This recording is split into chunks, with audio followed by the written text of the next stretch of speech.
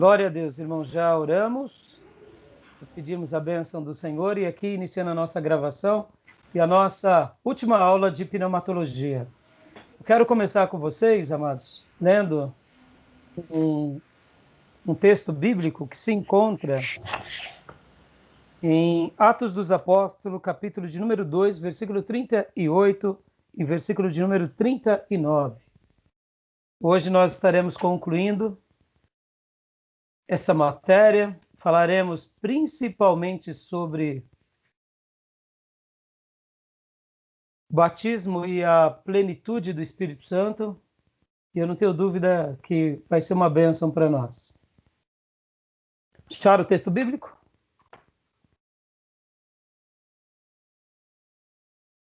Eu quero ler com vocês. Diz assim: arrependei-vos e cada um de vós seja batizado em nome de Jesus Cristo para a remissão dos vossos pecados. E recebereis o dom do Espírito Santo. Pois para vós outros é a promessa, para vossos filhos e para todos os que ainda estão longe, isto é, para quantos o Senhor, nosso Deus, chamar. Eu gosto muito desse texto porque aqui é o apóstolo Pedro pregando no dia do Pentecostes e gostaria de, nesse momento, fazer aqui uma leitura valorizando aqueles que foram para nós os instrumentos de Deus para a renovação e o surgimento da Igreja Batista chamada Nacional e todas aquelas igrejas que nasceram a partir desse movimento. Então eu estou lendo esse texto porque eu quero fazer aqui uma breve leitura de um livro que é um clássico do nosso querido pastor que descansa no Senhor, chamado José Rego do Nascimento. Calvário e Pentecostes. Na realidade, esse livro ele era para ter sido intitulado Sinai, Calvário e Pentecostes. Porque ele vai falar, e é muito lindo a maneira que o nosso querido pastor José Rego do Nascimento começa. Ele fala o seguinte, que Sinai é a revelação de Deus como sendo a primeira pessoa da Trindade, Deus Pai. Calvário é a grande revelação do Deus Filho. E o Pentecostes é a grande revelação do Deus Espírito Santo. Então, Calvário e Pentecostes trabalha sobre dando essa comparação de que no Sinai Deus se revela como Pai. No Calvário, Deus se revela como Filho Redentor. E no Pentecostes, Deus se revela como o Espírito Santo e manifestando aqui essa nova dispensação, ou, como eu gosto de chamar, esse novo ministério do divino. E é muito lindo que o nosso querido pastor Rego, ele fala sobre isso, e eu gosto muito desse livro, principalmente, que ele fala o seguinte, que assim como nos dias de Jesus, as pessoas, elas tinham que crer em Jesus para que a obra de Jesus se tornasse real na vida delas, assim acontece também no Pentecostes e depois do Pentecostes. O Espírito Santo está atuando, mas para que possamos desfrutar dessa obra, precisamos crer nele e se apropriar dele. Jesus estava na terra. Jesus curava as pessoas. Jesus realizava milagres e maravilhas.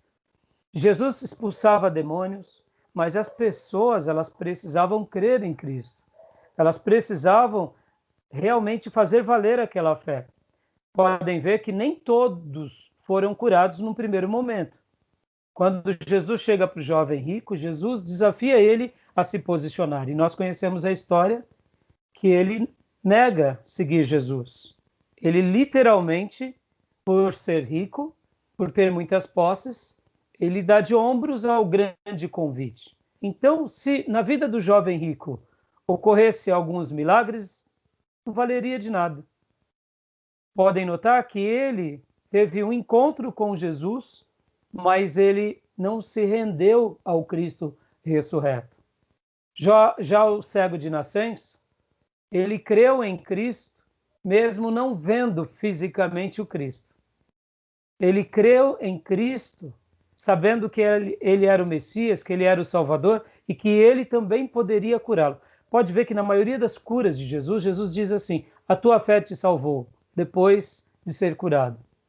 Por que o Senhor fala a tua fé te salvou e não a tua fé apenas te curou? Porque na realidade o principal de Deus em nós é a salvação, não é a cura pela cura. Então, o pastor José Rego do Nascimento, ele fala também sobre isso, que assim como o Sinai foi histórico para aquele povo, só aconteceu para Moisés, para a geração que estava no deserto, mas a bênção de Deus do Sinai poderia ser desfrutada por todas as gerações no Velho Testamento. Em outras palavras, o Sinai foi histórico, mas as bênçãos espirituais dos Sinais e as promessas do Sinai poderiam acontecer com todos os filhos de Deus em todos os tempos. Podem ver que Davi era alguém que vivia amando a Deus e cumprindo a palavra de Deus. Lembram no episódio de Pérez Uza, ou Uzá, quando ele toca na arca? Davi, naquele momento que ele estava muito feliz, muito contente, porque a arca estava voltando para o lugar pela qual nunca deveria ter saído, só saiu por causa do pecado do povo, com o pecado dos filhos de Eli e do próprio Eli, e indo para o território do inimigo, para os filisteus. Olha que interessante. Quando volta a arca, Uza toca na arca. Mas Uza não era levita, não era da tribo de Levi e não fazia parte de ser os encarregados de levar a arca.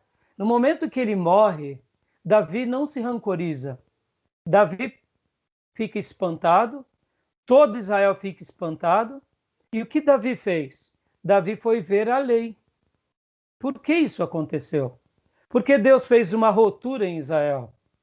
Ora, não era uma bênção a arca voltar? Era. Então, o que o texto sagrado está denunciando ali? Que levitas devem fazer funções de levitas. Soldados devem fazer funções de soldados. Governantes devem fazer funções de governantes. Cada um naquilo que foi chamado, porque era isso que Deus tinha dito na lei. Olha que fantástico.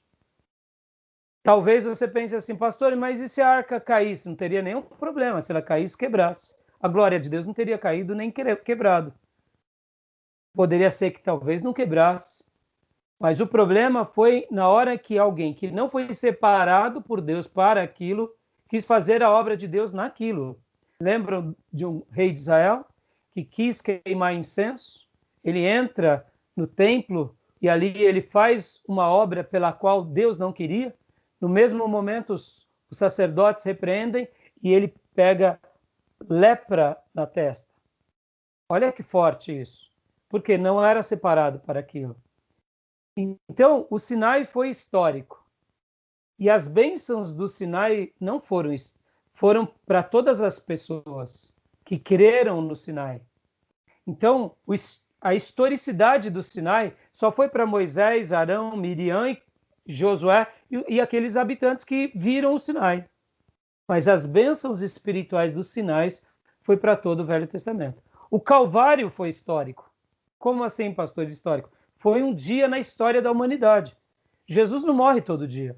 Jesus morreu um único dia em que ele declarou está consumado e ele entregou o Espírito e ali houve trevas na terra, houve um terremoto sobre a terra, santos ressuscitaram, o véu do templo se rasgou de alto a baixo e ali Jesus morre. Ele morre num dado momento, mas ao terceiro dia ele ressuscita pelo poder do Pai, pelo poder do Espírito Santo. E depois de 40 dias, se revelando aos seus discípulos, ele é assunto, ele é elevado aos céus.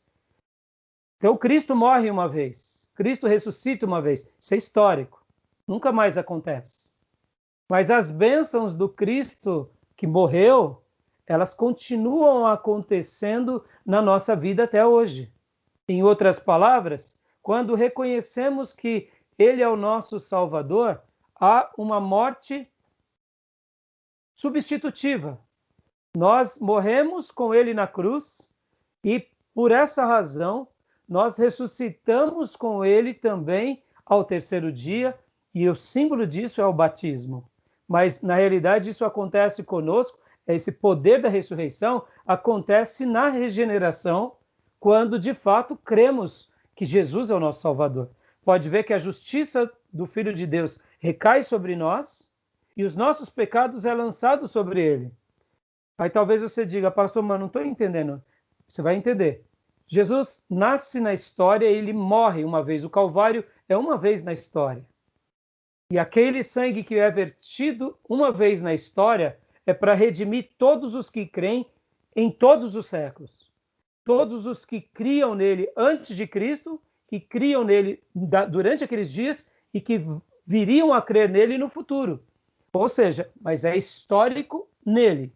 Mas os efeitos espirituais ainda hoje são derramados sobre nós. Nascemos praticamente 2000 anos depois de Cristo. Um dia caímos em si, que somos pecadores, pedimos perdão, falamos para Ele, o Senhor é o nosso Salvador. E logo, os nossos pecados de hoje e até o último dia da nossa vida são lançados na cruz de Cristo. Ou seja, é como se Deus já tivesse calculado essa quantidade de pecados nossa e de toda a humanidade. Olha que fantástico. Os efeitos da cruz e os efeitos espirituais da cruz continuam a serem constantes enquanto houver alguém que crê em Cristo.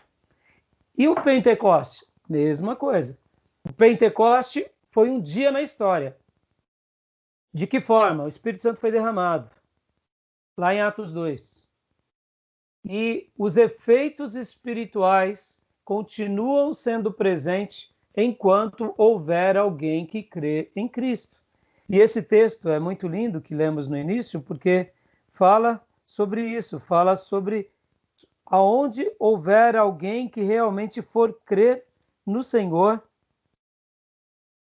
Pois para vós outros é a promessa, para vossos filhos e para todos os que ainda estão longe, isto é, para quantos o Senhor nosso Deus os chamar. Ou seja, quem Deus chamar, quem crer em Cristo, quem se arrepender de todo o coração, quem receber a Deus, receberá o dom do Espírito Santo e também receberá a presença, o poder do Espírito Santo sobre a vida dele. Então esse texto é lindo. Então, só para eu concluir e deixar aqui uma honra especial ao nosso querido pastor, reverendo José Rego do Nascimento, eu quis fazer citação desse livro, indico para todos vocês. O pastor Rego, ele vai falar sobre isso, que o Espírito Santo ele veio para conceber vida e bênção e santificação e poder a todo salvo. Ou seja, aonde houver um salvo, o poder de Deus pode ser derramado sobre esse salvo. Assim como Cristo estava na terra, muitos iam até ele, outros o negavam, o Espírito Santo está hoje na terra. Ele está trabalhando na igreja. Muitos se tornarão cada dia mais cheios se realmente se lançarem nas mãos do Espírito Santo, se realmente crerem nele e se realmente dependerem dele. Porque assim como foi histórico o dia do Pentecostes, mas os efeitos espirituais continuam até hoje. Nosso querido, amado pastor Augusto Nicodemos, ele vai falar sobre o batismo em Pentecostes, que é para os judeus, Atos 2. Ele vai falar do batismo dos samaritanos, que é Atos capítulo de número 8, que ali seriam os prosélitos, que seriam aqueles que não são judeus de origem, mas foram ganhados para a causa judaica, e por isso eles passavam pela circuncisão, mas eles não eram judeus de nascimento. Então os samaritanos se enquadram, e aí eles se circuncidavam. Então esses homens de outras nações que eram ganhos para o judaísmo e que se circuncidavam eram chamados os prosélitos. Atos 10 é o caso de Cornélio, que era gentil, que ela era aquela outra categoria que também é chamado de tementes a Deus, ou os piedosos, e seria mais ou menos aqueles que vão nas nossas igrejas, frequentam tudo, dão o dízimo, mas não assumem o compromisso para valer com Jesus. Na hora de se batizar, fala ainda não, e mais dizima, não falta na igreja, participa da vida da igreja, fala que ama Jesus, mas... Então, seriam os gentios. No caso, Cornélio, a Bíblia diz que ele era essa categoria de gentil que amava a Deus e a religião judaica, tinha uma aproximação, principalmente porque nos ensinos judaicos os padrões éticos e morais sempre foram muito elevados, oravam ao Deus de Israel, mas não passavam pela circuncisão. E podem ver que aqui, no caso Cornélio, no momento que ele está ouvindo Pedro, o Espírito Santo é derramado sobre ele. Ele não era circuncidado, mas ele era alguém que cria no Deus de Israel.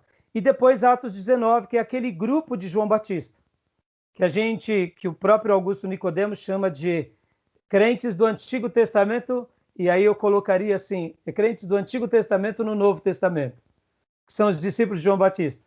E o interessante é que quando Paulo fala com eles, lá em Éfeso, e eles dizem, nós não conhecemos sobre o Espírito Santo e não sabemos nada a respeito de Jesus. Mas percebam, irmãos, olha que fantástico que é isso. Vamos entrar no assunto já já.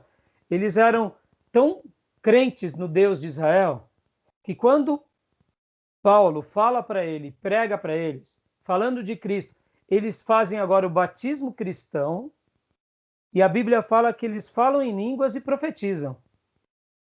Tamanha era a fé deles. Então, o reverendo Augusto Nicodemos vai falar que não precisa de novos Pentecostes. Na minha concepção, Atos 2 é a porta que se abre. O livro de Atos é uma demonstração do que Deus deseja fazer na história da igreja. Então, para mim, para ele, para a leitura presbiteriana, é que não há necessidade de novos Pentecostes. Na minha classificação, Pentecostes é uma única vez. Mas essas confirmações do Pentecostes, na minha opinião, é Atos 8, Atos 10, Atos 19, e aonde a Igreja de Jesus chegar, na minha opinião, o Espírito Santo pode fazer o que ele bem entender. Então, na minha opinião, aonde houver um lavado e remido do sangue do Cordeiro, pode ocorrer um novo Pentecostes, uma nova visitação, e hoje a gente vai trabalhar bastante nisso. E o nosso querido pastor José Rego do Nascimento, ele vamos dizer assim, foi a pessoa que mais influenciou o pastor Enéas Tonini. Eu nunca o vi pessoalmente, eu só conheço ele por literatura, mas ele é o fundador da Igreja Batista da Lagoinha. E eu posso dizer que eu sou fruto do pastor Enéas de uma forma indireta. O pastor Enéas foi meu pastor, eu tive muito prazer de estar com o pastor Enéas durante muitos anos, em reuniões, em momentos pastorais, em classes.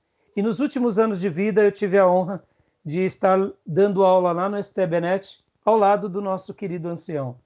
Então eu pude celebrar e vê-lo, né, até o seu último dia.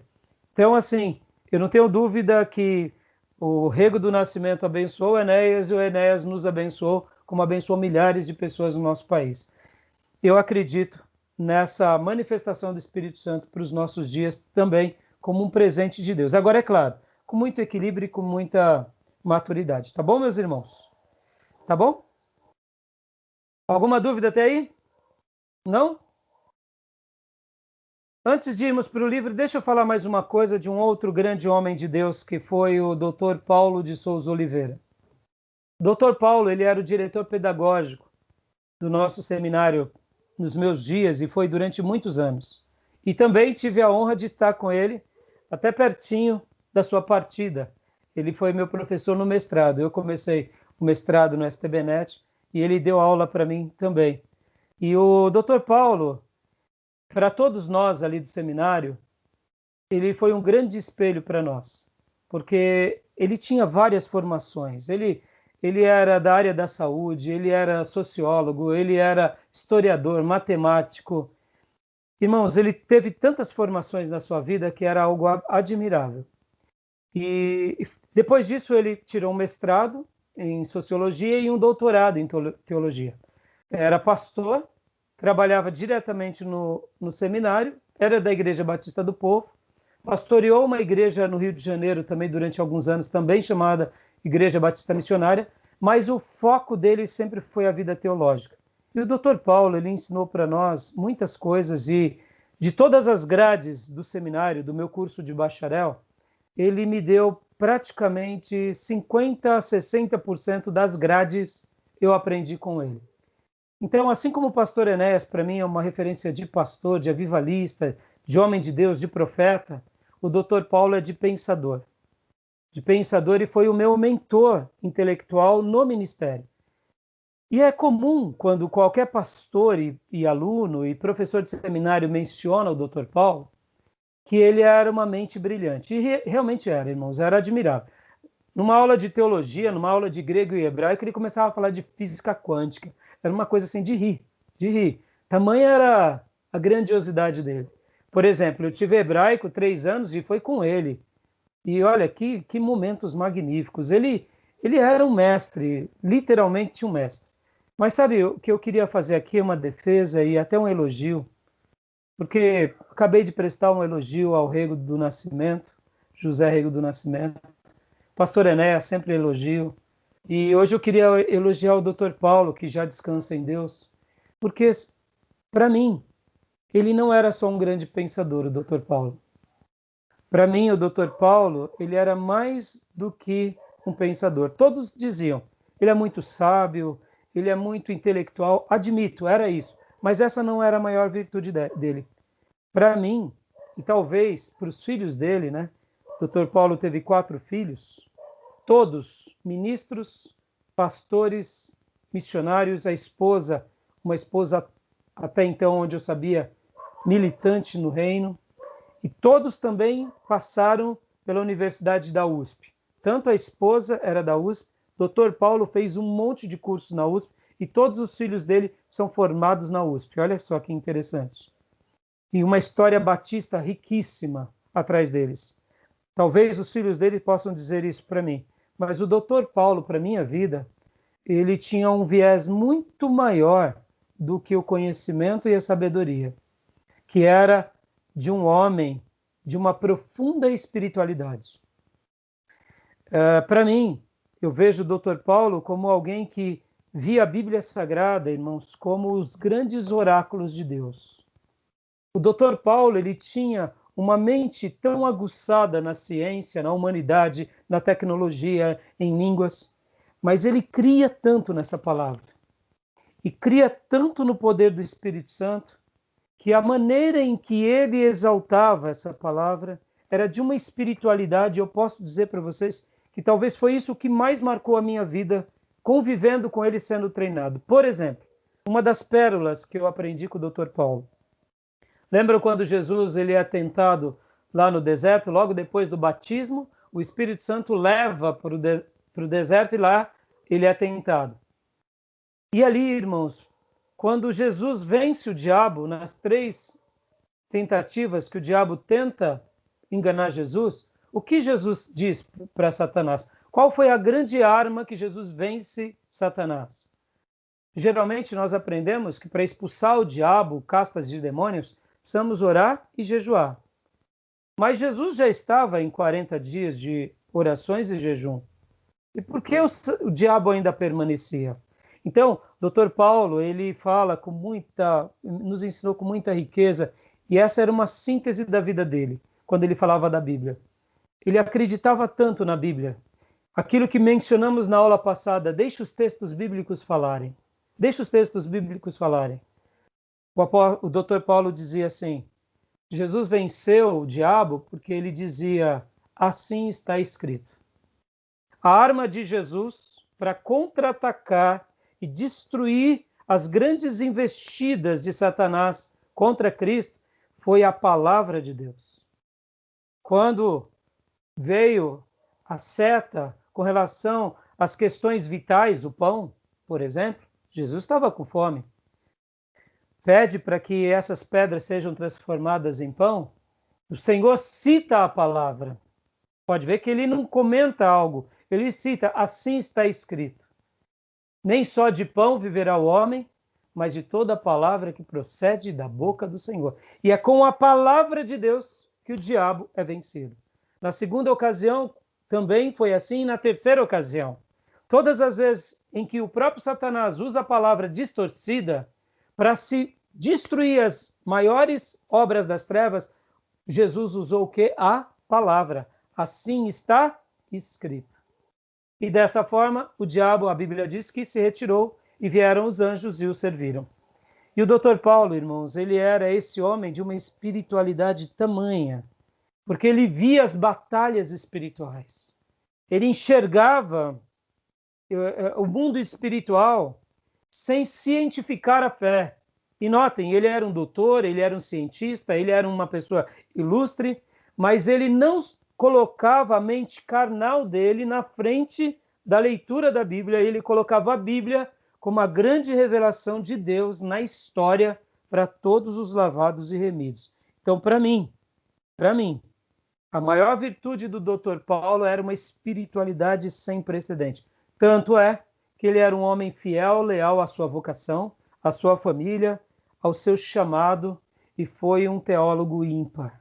Para minha vida, particularmente, eu sei que eu estou anos-luz do Dr. Paulo no que se diz respeito à sabedoria, mas o Dr. Paulo, para mim, foi esse homem de um calibre sem igual na espiritualidade. Tá bom, meus irmãos? Deixo aqui esse elogio, porque hoje, nessa conclusão que teremos, eu quero que vocês pensem assim, deixe a Bíblia falar. Irmãos, guardem isso. Assim está escrito. O que Deus disse, acredite de todo o seu coração. É por meio do assim está escrito, nos nossos lábios, no nosso coração, que a gente vence o diabo, a gente vence a carne, a gente vence o mundo e a gente edifica uma igreja poderosa para a glória de Deus. Não é com artifícios humanos. Percebam, hoje a gente vai trabalhar bastante. E eu quero respeitar os nossos colegas tradicionais e, pelo contrário, já demonstrei aqui os meus elogios e amores que eu tenho pela doutrina tradicional, porque eles são criteriosos. Mas muitas vezes não só os tradicionais, mas alguns avivados acabam racionalizando algumas práticas. Acabam entrando em conceitos um pouco, eu diria, humanos. E aí a gente perde a essência do texto sagrado. E o texto sagrado, a gente tem que lembrar que ele fala por si só. Deus não precisa de intérpretes. Para eu concluir esse ponto, Paulo era sábio ou não era sábio? Paulo, o apóstolo, que é uma mente mais brilhante do que Paulo. Quando Paulo fala algumas coisas, por exemplo, ele não tenta explicar em termos humanos. Quando ele começa a falar assim que Deus endurece Faraó, ele não tenta explicar humanamente o que é aquilo. Ele simplesmente fala que Deus endureceu o coração. Você acha que Paulo não tinha condições humanas de explicar aquilo? Claro que tinha. Ele era filósofo. Mas não foram essas as palavras que o Espírito Santo pôs nos lábios dele, pôs no coração dele, pôs na pena para que ele deixasse registrada como o quê? Como revelação sagrada. Percebam, o apóstolo Paulo, ele não duvida de que Deus endureceu o coração de Faraó, e ponto final. O apóstolo Paulo, quando ele fala sobre o enxerto, ele não argumenta sobre isso. Quando ele fala sobre a graça, ele é fiel. O único ponto que o apóstolo Paulo fala, que é a opinião dele, é quando ele expressa sobre o casamento. Ali ele diz, olha, aqui não é o Senhor, sou eu dizendo. É a minha recomendação. Fora disso, tudo que ele faz sob a orientação do Espírito Santo para o nosso bem. Estão entendendo, irmãos? Se Paulo, com toda a sua intelectualidade, foi sucinto, claro, objetivo, porque nós, quando lemos o texto sagrado, tentamos interpretar. Vocês têm visto o mal que alguns pastores famosos dos nossos dias têm feito, dizendo que a Bíblia tem que ser reinterpretada. Que pena, que pena. Eles perderam a batalha espiritual. Na realidade, a Bíblia precisa ser praticada, ser compreendida, ser vivida na sua essência. É isso que nos falta mais do que nunca, tá bom? Alguma dúvida até aí? Não? Podemos continuar? Vamos lá então? Página 643. 643, vamos ler rapidinho aqui. Vamos ler alguns parágrafos. 643. Quem quer ler para nós?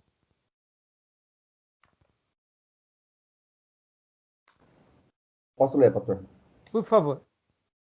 Das partes anteriores, alguém tem alguma dúvida de algum ponto que anotaram, querem tirar dúvidas? Não? Não, pastor. Então, bora, Gil. Bora, Johnny. Johnny. Se eu confundir, Gil é porque eu confundi mesmo, tá? É a dupla sertaneja de Jesus, Gil e Johnny. Amém. Pastor e obreiro. Obreiro e pastor. Amém. Como devemos entender os casos de segunda experiência em Atos? Mas mesmo que tenhamos entendido corretamente a experiência dos discípulos no Pentecostes, registrada em Atos 2, não há outros exemplos de pessoas que tiveram uma segunda experiência de capacitação pelo Espírito Santo depois da conversão, como aquelas de Atos 8, em Samaria, ou Atos 10, a família de Cornélio, e Atos 19, os discípulos de Éfeso. Desculpa, uma pergunta, né? Éfeso. Estes não são também exemplos realmente convincentes para provar a doutrina pentecostal do batismo no Espírito Santo. Primeiro, normalmente, a expressão batismo no Espírito Santo não é usada para se referir a qualquer desses eventos. E isso deve causar-nos certa hesitação em aplicar esta frase a eles. Mas o mais importante é que, ao examinar cada caso mais de perto, vemos mais claramente o que estava acontecendo nesses eventos. Em Atos 8, do verso 4 ao 25, as pessoas de Samaria deram crédito a Filipe, que os evangelizava a respeito do reino de Deus e do nome de Jesus Cristo, e foram batizadas, assim homens como mulheres. Atos 8:12. Alguns têm argumentado que essa não era a fé salvífica genuína por parte dos samaritanos. Contudo, não existe no texto nenhum indício de que Filipe tivesse uma compreensão deficiente do Evangelho. Ele havia se destacado na igreja de Jerusalém, ou de que o próprio Filipe pensasse que a fé deles em Cristo era inadequada, pois permitiu que fossem batizados, como é dito em Atos 8:12.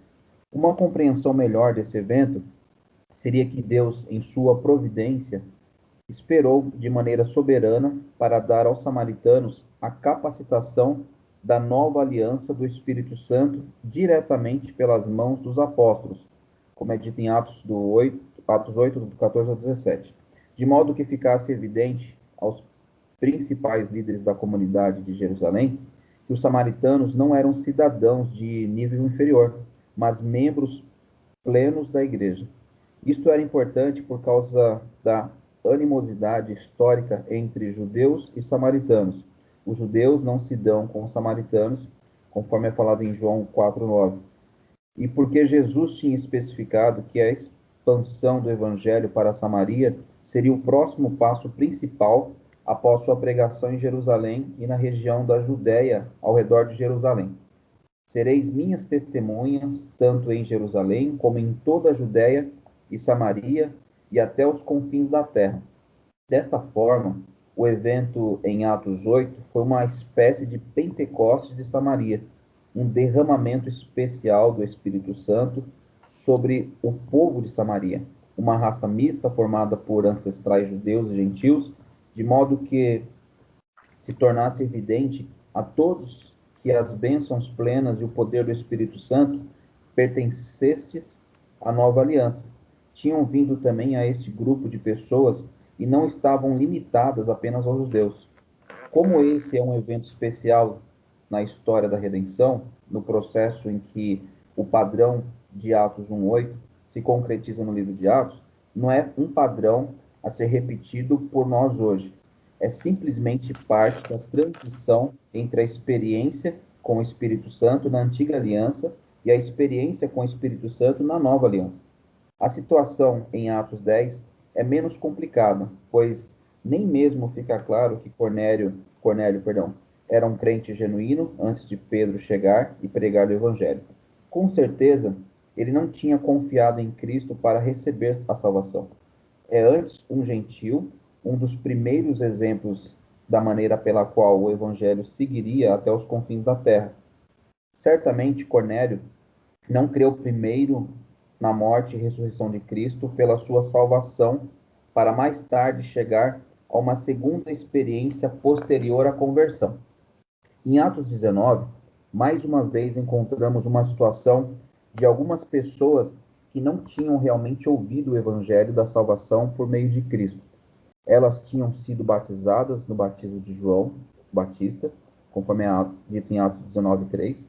Portanto, eram provavelmente pessoas que tinham ouvido João Batista pregar ou tinham conversado com quem havia ouvido sua pregação e tinham sido batizadas no batismo de João, como sinal de que estavam arrependidas dos seus pecados e preparando a si mesmas para o Messias que estava por vir.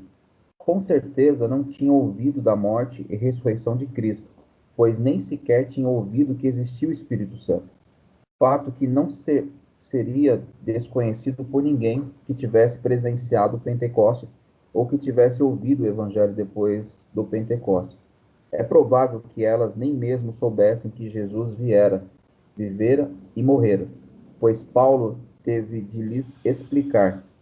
João realizou o batismo de arrependimento, dizendo ao povo que cresce naquele que vinha depois dele, a saber, em Jesus, conforme é falado em Atos 19:4.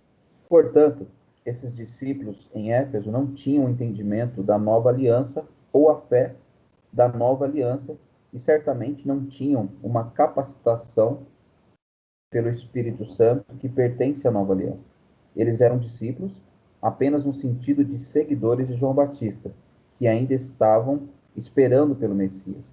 Quando ouviram sobre ele, creram e então receberam o poder do Espírito Santo, digno do Evangelho do Senhor Jesus Cristo ressurreto.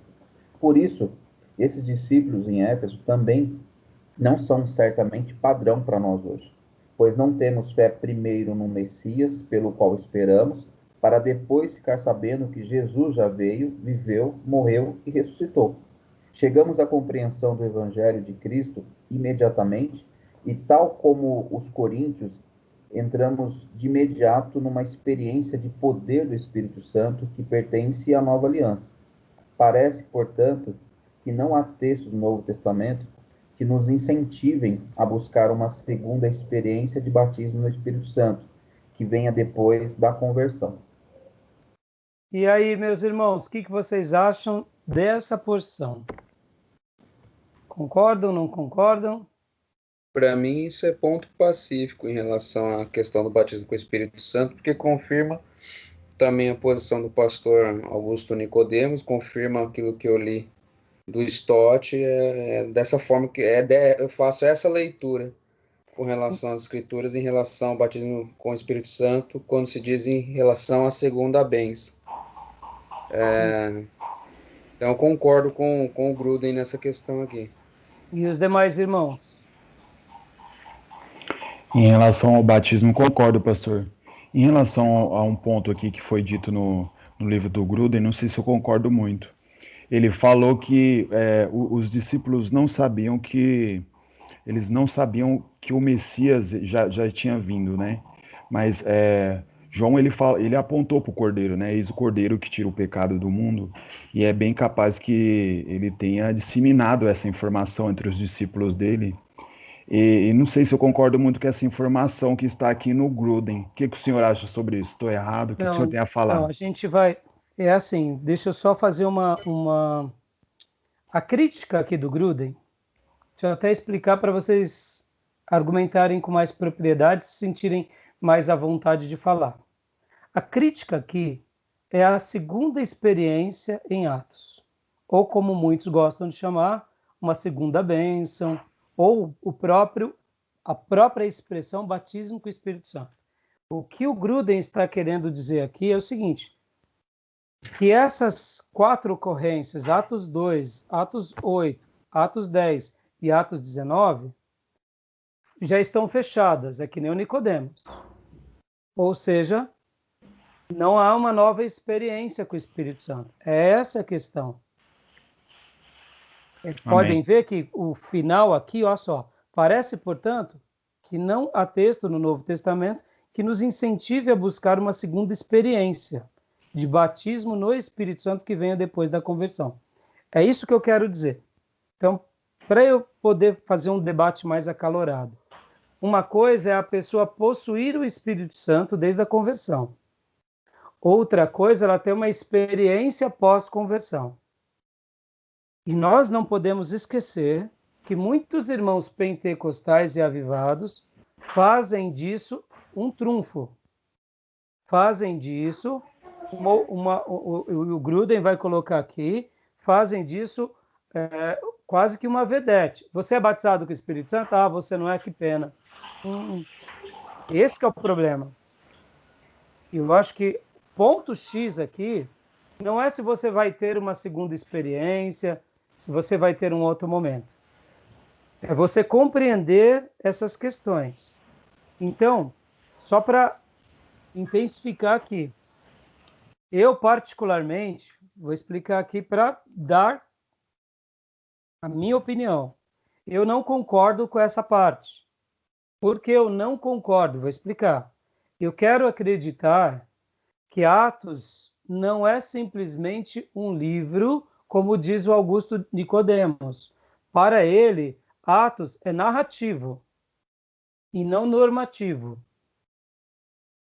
Para ele, Atos dos Apóstolos, para o Augusto Nicodemos e para o nosso irmão Gruden aqui, Atos é um livro de transição entre os evangelhos, a história da igreja, que é Atos, e as cartas. E por que os nossos irmãos tradicionais tratam dessa forma? Porque eles vão falar que Atos é um livro histórico apenas, só foi o registro. Mas não deve se extrair doutrinas de Atos. Eu discordo. Quando Nicodemos faz essa declaração, por exemplo, inclusive naquela palestra Batismo com o Espírito Santo, parte 2, que ele coloca os evangelhos, aí vem a transição, que é o livro de Atos, e vem as cartas. Mas quando a gente vai fazer uma avaliação aqui de tempo cronológico, não foi assim. Por exemplo, o próprio Evangelho de João, se a gente for ver, ele foi escrito bem depois. O Evangelho de João não foi escrito... Essa ordem que nós temos, irmãos, por exemplo, não é uma ordem totalmente cronológica. Pra vocês terem uma ideia. Então, quando a gente pega, por exemplo, o Evangelho de João, ele foi escrito pertinho de Apocalipse. Então, não tem essa questão de transição. Dos evangelhos, o primeiro a ser escrito foi o Evangelho, de fato, de Marcos. Depois vem os evangelhos de Lucas e de Mateus, e depois, por último, lá na frente, cronologicamente falando, vem o Evangelho de João. Então não tem essa transição. O livro de Atos, por exemplo, enquanto Paulo está fazendo as suas viagens, o livro de Atos, ele não está, por exemplo, tendo uma característica, só para vocês terem uma ideia, irmãos, ele não está tendo ali uma característica, vamos pôr aqui, apenas narrativa. Ele está acontecendo em tempo real. Quando Lucas registra o livro de Atos, ele faz uma síntese da obra dos apóstolos, em especial da obra de Paulo, Mas, na realidade, ele está trazendo aqui uma linha cronológica. Quando você lê o livro de Atos, você não nota. Mas o livro de Atos seria mais ou menos assim, ó. Ano 33, Jesus... Vamos imaginar agora o livro de Atos da seguinte forma, tá? Ano 33, Jesus morre, ressuscita. 40 dias antes do Pentecostes, Jesus se revela. Atos capítulo 1. Acabou os 40 dias, Jesus sobe para o céu. 10 dias seguintes, os apóstolos estão no cenáculo orando. Atos capítulo 2, batismo com o Espírito Santo. Entre Atos capítulo 2 e Atos capítulo 13, tem por volta de 13 anos. Só para vocês terem uma ideia, pode até ter mais, mas eu digo aqui como tempo cronológico. Por que eu falo isso, irmãos? Porque Paulo se converte, depois da conversão de Paulo, ele fica, em média, 13 anos se preparando, recebendo as revelações de Deus no deserto da Arábia. O livro de Gálatas vai mostrar isso. Então, Paulo, quando ele vai para Antioquia da Síria, na igreja de Antioquia, ele já tem por volta de 15 anos após a sua conversão. Então perceba, o livro de Atos, ele tem um lado histórico. Mas ele, enquanto ele está acontecendo aqui, a história, pense assim, a história está acontecendo. Surgiu o Evangelho de Marcos. Estão entendendo o que eu quero dizer? O Evangelho de Marcos surge na igreja. O Espírito Santo usa Marcos, por exemplo, para escrever o Evangelho de Marcos. Estou dando um exemplo, tá, irmãos? Eu poderia fazer um resumo mais apanhado. Aí depois Paulo vai e faz a sua primeira viagem missionária. Ele não faz uma viagem missionária que nem a gente vai para Nova York agora, em um mês e volta. Irmãos, uma viagem missionária era muito tempo. Depois, em geografia, a gente vai ver isso. A primeira viagem missionária demora um período em ir e para voltar. E aí Paulo volta, presta relatório. A segunda viagem missionária também. A terceira viagem missionária, vocês entendem? Então, enquanto isso está acontecendo, Deus está levantando. Aí é onde Paulo começa a escrever. E Paulo escreve, por exemplo, a carta de Coríntios, no ano 55. Escreve a carta de Efésios, por volta do ano 60, 63. E quando ele já está quase para morrer, por volta do ano 67, ele escreve Timóteo. E nesse meio tempo que vão acontecer, percebam, a revelação do Novo Testamento vai acontecendo. Deus não vai falando assim, ó, isso daqui é normativo, isso daqui é narrativo, isso daqui é doutrina. Não, não era assim. Estão entendendo? Deixa o texto falar. Deixa o texto falar.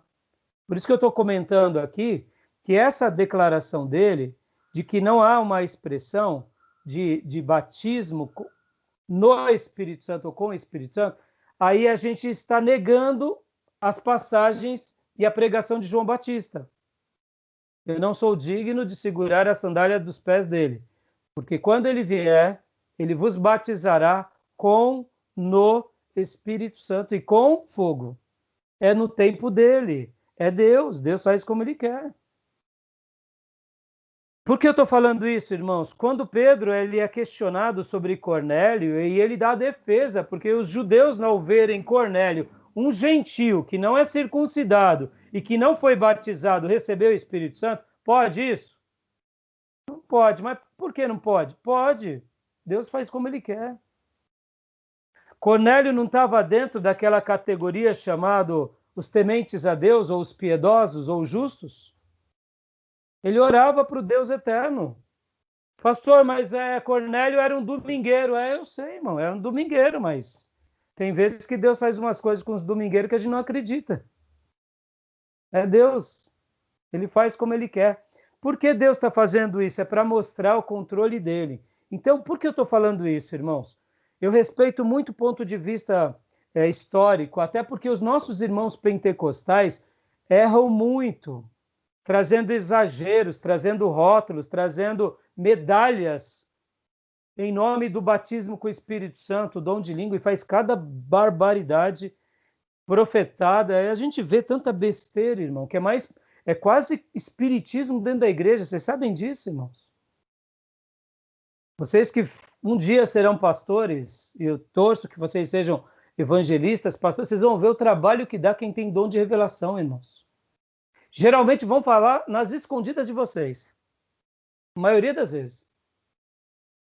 Dá um trabalho, e por isso que os nossos irmãos históricos, que nem eu tenho esse livro aqui, ó, que é da Felire, eles criticam os movimentos avivados e pentecostais, porque assim como eles acertam bastante numa obra desses irmãos, está em castelhano, é o movimento carismático, mas é uma obra boa, é porque nós pentecostais e avivados erramos muito também nessa questão, irmãos. E a gente tem que ser humilde de admitir que o nosso povo pentecostal deixa a desejar até umas horas. Irmão, eu sou batista avivado, com muito orgulho. Irmãos, eu já tive cada aborrecimento com o pastor, por revelação, vocês não têm noção. Entendeu? Então, assim, nossos irmãos históricos, só um minutinho, irmãos, minha bateria aqui está querendo apagar, só um minutinho.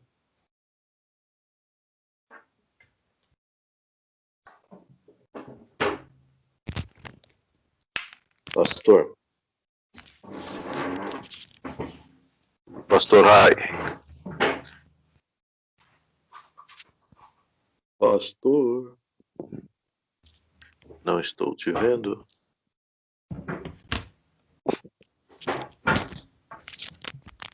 Ele já vai voltar, já. Voltei. Acabou. Voltei. Minha bateria está querendo acabar. É que o meu aqui não está aparecendo mesmo. Então, o meu... Não, aqui... É tanto fio, Ari. É tanto fio que eu tenho que se mexer, tem que pular. É fio para cá, é cadeira para lá. E foi por isso, tá? Então, irmãos, voltando. Então, por que eu estou falando isso, irmãos? Tanta profecia de óbvio, sabe? Deus me mostrou, meu irmão, que seu marido vai voltar. Voltar nada, tá querendo só o óbvio para agradar as pessoas e tanta besteirada, entendeu? Então, voltando, irmãos, só para esclarecer. O que o autor está querendo... Porque aqui, ó, perceba uma coisa, antes da gente fazer um debate mais acirrado aqui. Ele está defendendo o lado mais histórico.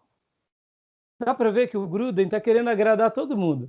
Ele primeiro faz uma citação mais histórica, aí depois, lá para frente, ele vai fazer uma argumentação mais o seguinte: olha, irmãos, é o seguinte, o Espírito Santo pode trabalhar, importante ser cheio do Espírito Santo. Entendeu? Então, ele acaba fazendo o seguinte, ele acaba agradando as duas frentes. Eu não digo que ele está errado, que ele está sendo herético, mas ele está querendo colocar aqui em xeque o seguinte, que essa ideia de cristãos separados, em dois tipos de cristão, que nem está na página 645, na figura 39.2, entre cristãos batizados com o Espírito Santo e cristãos comuns. Tá certo a crítica dele. Essa crítica aqui tá certa. Porque não tem que fazer essa separação. Essa separação que está errada. E quem defende o batismo com o Espírito Santo geralmente coloca isso. Estão entendendo? Ficou claro? Está sendo claro minha comunicação, irmãos? Está sendo claro ou não? Então, quem, por exemplo, gosta de fazer essa briguinha boba e tola, começa a tratar quem não é com desdém. Isso que está errado. Porque aí o irmão que teve uma experiência de cura divina, ele se sente melhor do que o irmão que não teve. Você ficou com o Covid e não foi curado? Então, pensa aí, né? Lá na igreja.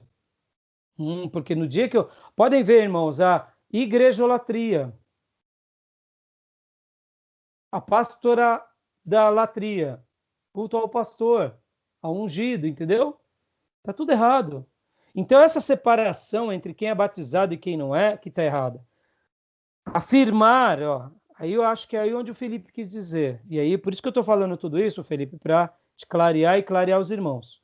Quando nós dizemos que todo cristão tem o Espírito Santo, que eles entraram no mundo de Deus, e só é possível por meio do Espírito Santo, então a gente compreende que eles já são o quê? Um só corpo no Espírito, ou seja, eles possuem o Espírito. E aí onde o Nicodemos vai falar o seguinte, que não tem textos, por exemplo, indicando o batismo com o Espírito Santo.